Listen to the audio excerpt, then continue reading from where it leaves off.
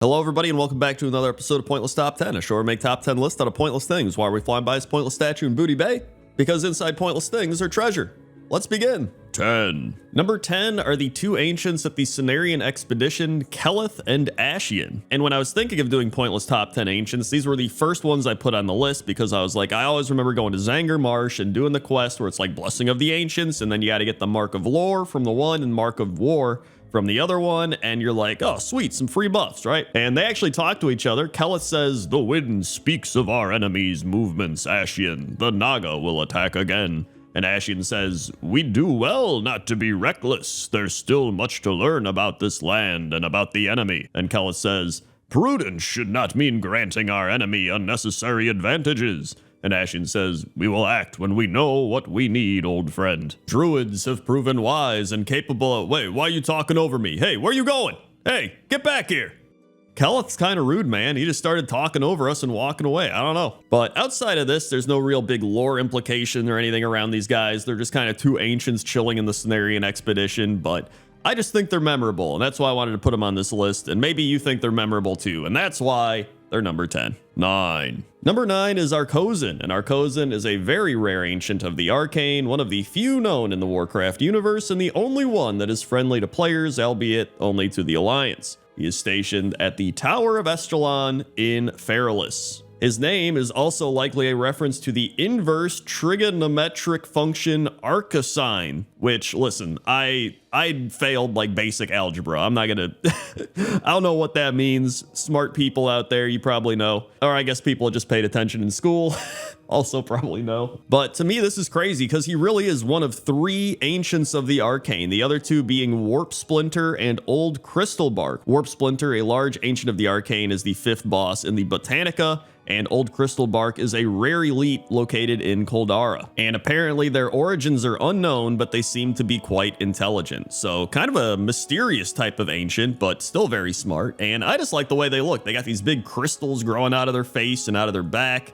And, you know, they just look pretty neat. And they got the purple, pink colors kind of radiating from them. But I think they're pretty cool. And that's why they're number 9. 8. Number 8 is Big Baobab, and Big Baobab is an ancient of war located at the Shrine of Aesina in Ashenvale. And I thought his name was kind of wacky. I was like, dude, Big Baobab, what is this guy? And apparently his name is a play on the baobab tree, which is a large tree that grows in Africa and the Arabian Peninsula. And I thought I'd take this time to actually talk a little bit about ancients. So ancients are giant sentient demigod-like trees that serve as protectors of nature. They were among the first creatures of Azeroth and the first guardians of its life. The simple power of age and wisdom pouring from these truly magnificent beings can make one feel small and awestruck when standing next to them. Ancients are all connected to one another and can sense disturbances from the world from deep within their roots.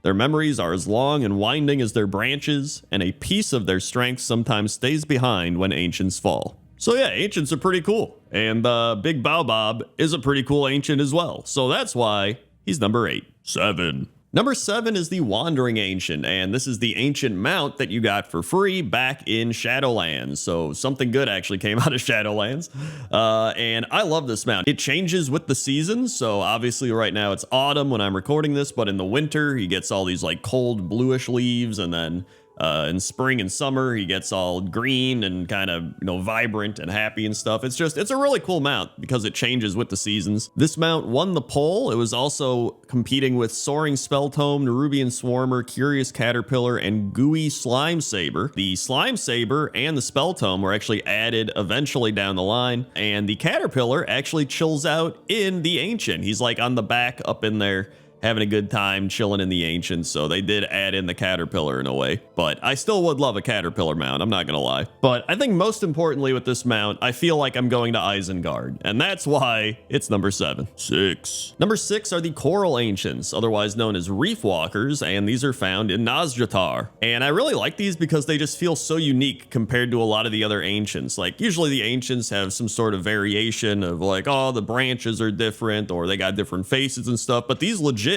look different because they're coral and they're underwater. These are essentially underwater trees, right? I don't actually know if that's true, but I imagine they are. But some of the coral ancients got sea stars on them. They got these seaweed beards. They got coral growing out of them, which I guess is like coral growing on coral, or I don't know how it works, but Nazjatar was actually another one of those places that had a lot of cool stuff in it, a lot of cool art, but until you got flying, the zone was absolutely miserable to go through.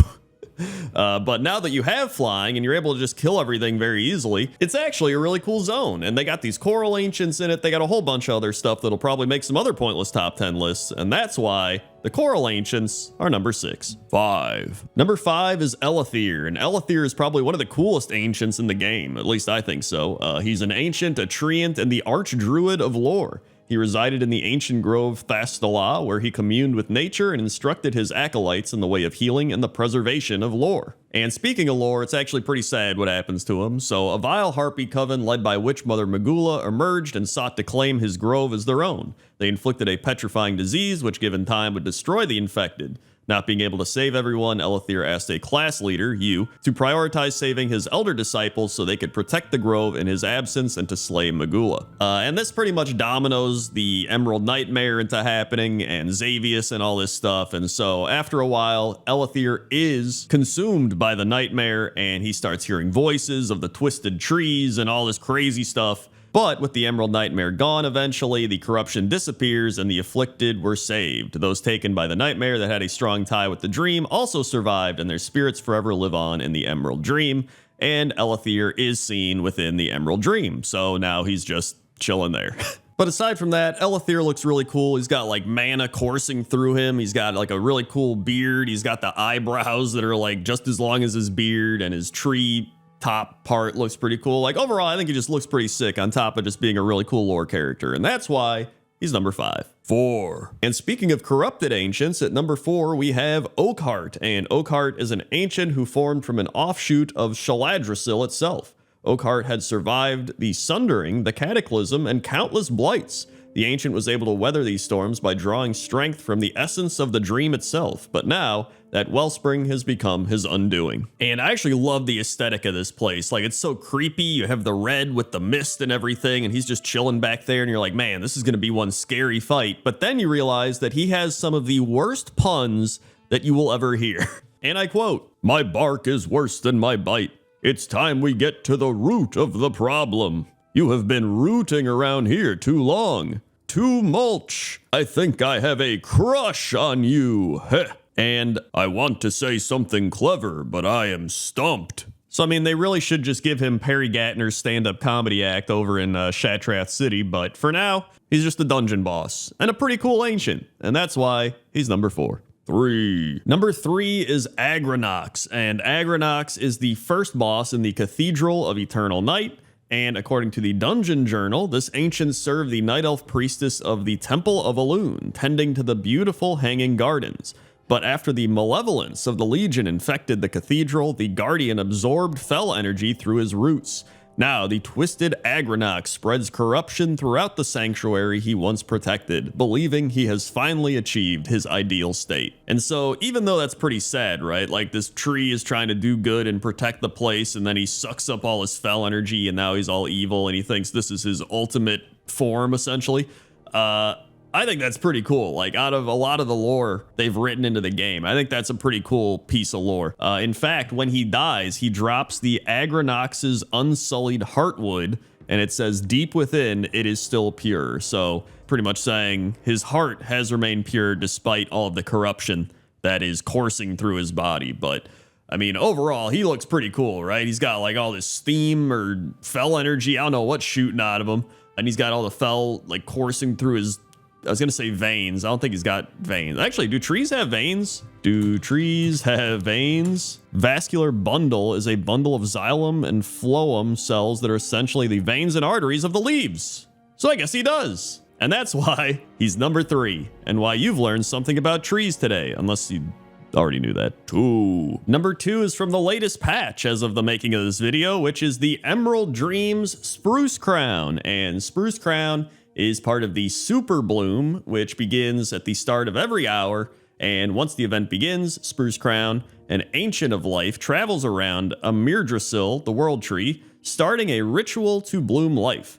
You help him with various tasks such as watering flowers, pulling weeds, and defending against primalists who refuse to stand by while we empower the tree with life. I also love that after you help him empower the tree with life, he starts shooting up 2 little fireworks. Like, he's just like, woohoo, there goes 2 little fireworks, waha. But I think Spruce Crown's great. I love this guy. If you talk to him, he says, when one gets to be as old as I, every branch and root aches for no reason. Which may be the most relatable quote I've seen in World of Warcraft. But still, he says, it would be no excuse to lay down our duties. Damn, dude, he's playing through the pain. You know, you'd think he's just this big tree walking around, but really his entire body hurts. And he's just pushing through, man. What a legend. I also thought this would be a good point to give a shout out to the Ancient of Bor and Yor, who are also in the Emerald Dream. And the Ancient of Bor makes you wait for him to continue. And he says, the thing was